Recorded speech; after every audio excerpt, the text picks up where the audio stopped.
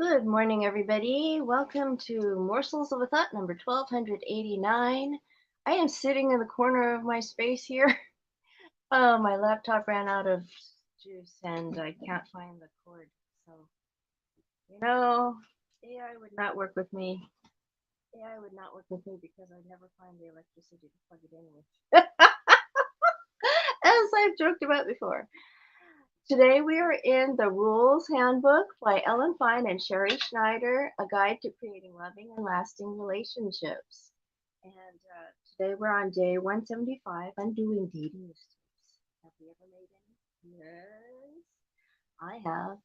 Course 3, empowered dating.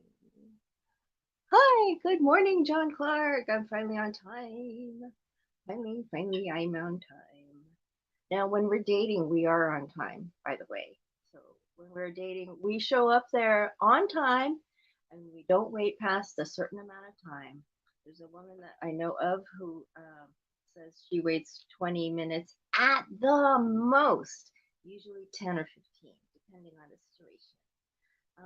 I mean, if parking's easy and there's no excuse and the roads are nice, there's no excuse for them to be more than 10 minutes late, right? Week 7, how's it going? Now, day 175 is on undoing dating mistakes. If you just asked a guy out to dinner and then read this book, say, sorry, something came up.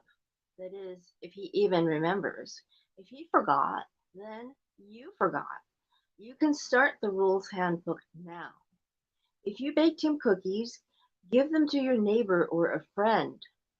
If you invited him to your friend's wedding and he hasn't invited you to something comparable, anything comparable, you don't have to go through with it. You can get out of it by saying, sorry, but my friend has to cut our guest list down, so I can't bring anyone. Don't be a slave to your past bad habits.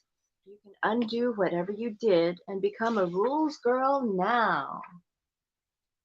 So the bullet points of this week are to apply the rules to achieve your higher self. There are 3 of them. Number 1, you can change your mind. Yes, you can.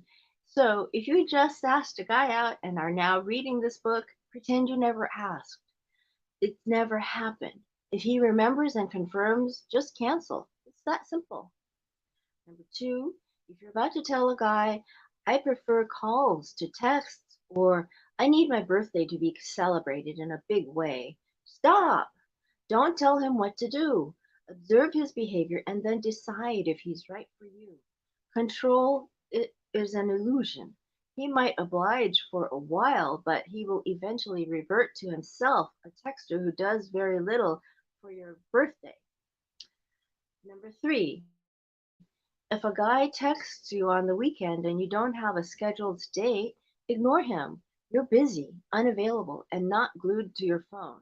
If he wants to talk, let him take you out next weekend. Yeah.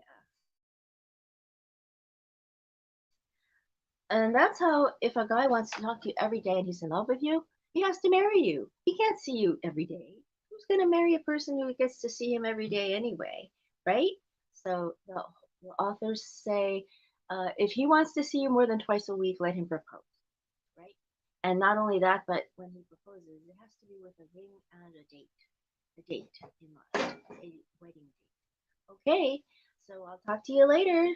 Old Kinderhook.